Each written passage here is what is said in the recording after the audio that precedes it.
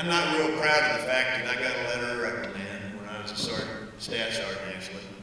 I got a letter of reprimand from a now deceased 4-star by the name of Wayne A. Downing. If you know General Downing or you knew Colonel Downing, that's not too far-fetched to see that he would give a staff sergeant a letter of reprimand. But the letter was for basically not training my lieutenant. Now I want you to listen, because some of you are going to get your feelings hurt by your first platoon sergeant who is going to train you and you aren't going to like it. Because it won't be as much fun as going to math class or taking that, engineering course.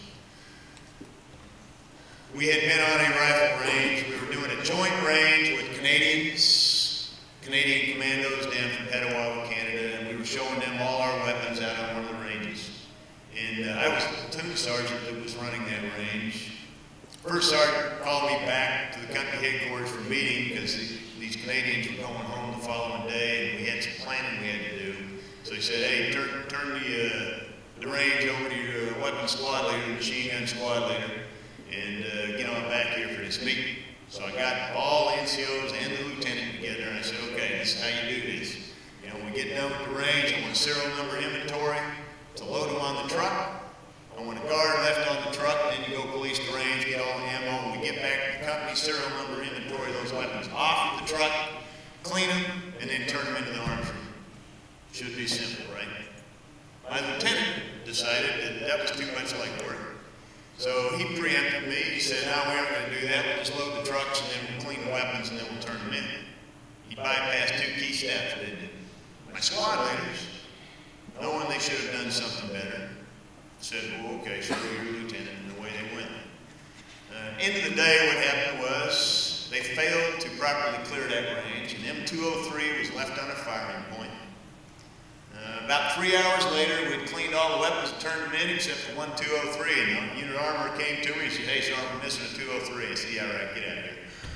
No, we're missing a 203. So I said, gee, we conducted an inspection of our unit area. We conducted an inspection of the Canadians area. How embarrassing for us that we had to go to them and say, hey, we're missing a weapon. We think maybe one of your guys might have wanted to play with. How do you go to a partner nation and say, we suspect your soldiers are stealing one of our 203s, but it's a missing weapon? And the next thing we got to do is shut down Fort Lewis. We close all gates, we search all vehicles, lock everybody in the barracks. This is serious business.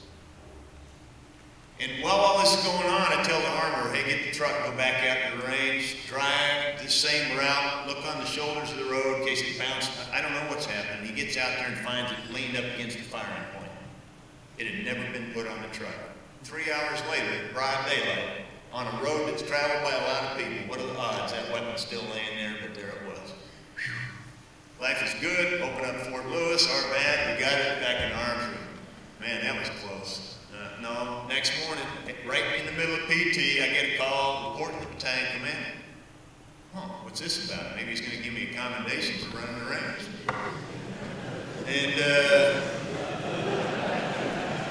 And what do I know? I'm staff sergeant, right? Going to see a colonel. And the bad news is I got my platoon leader, who is now a major general. I've got my company commander, who's a retired 4-star named Kernan. The 2-star is Ben Derrick, for those of you that know him. And we get up to see the battalion commander, who is normally towards NCOs pretty amiable. Come on in, relax. Not this time. You stay at attention. He fired my lieutenant. Lieutenant, you are fired. Get your bags out of my battalion area by noon. That was pretty much the words he used with expletives deleted. And then he slid a piece of paper at me and he said, sign it. And I read the first line, it said letter of reprimand. I said, but sir, he said, shut up and sign it. I was so mad, I signed it, I left, and I read it later, and it said, he questioned my ability to continue to lead soldiers.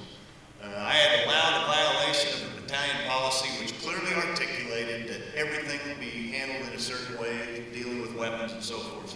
He kind of got the drift. And after about 3 weeks of me being persistent, because he refused to see me about the letter of reprimand, it stands, and that's just the end of it. I finally got up there to talk to him because he knew that I wasn't going to let him off the hook, and I kept reminding him about the open door policy that he'd signed and said I could see him anytime about anything. Pretty gutsy for a staff sergeant, I gotta tell you. But he finally said, okay, what is it? And I said, sir, I just don't understand why I get the letter of reprimand. I told them what to do. I told, you know. And he looked at me and he said, Sergeant, if you had trained your lieutenant, this never would have happened. Oh my God.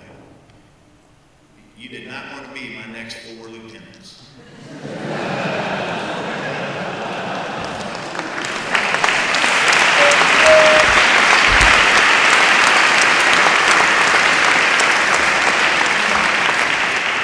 Maybe you did, because they are all now general officers as well. Not that I had anything to do with it, but I tell you, what is the standards? The only thing you got to worry about, and you can't negotiate it. We don't pick and choose the standards we enforce or follow. As soon as you do, think about Patton's words. One kind of discipline, perfect discipline. You don't have to be a jerk about it, but you've got to enforce standards and discipline. You're an NCO, and we're doing a lot of things with NCOs. Von Steuben remarked during the American Revolution, talking about NCOs, that their choice had to consider honesty, sobriety, and a remarkable attention to detail. You might have read that before. And none can be said to be qualified that does not read and write in a tolerable manner. Even during the Revolution, the choice of NCOs was very carefully undertaken, and each was very carefully considered for their ability to communicate. So what does that say about you, going to be lieutenants? How do you have to communicate? Think about that. If your sergeants are required to communicate like that, we can't have any less from our officers, can we? You need to talk to and know each of your soldiers. That's pretty easy when you say it fast. But it's going to take work. You got to know who they are. You got to know what makes them tick. You got to know if they're married, what their kids' names are, when the birthdays are coming. You got to know that Susie skinned her knee out skateboarding, and you know that somebody lost their front teeth, and somebody's got a cold, and you know who's pregnant. Those are important things to you because they impact your soldiers' lives, and if you don't know them, you're too aloof to be a leader.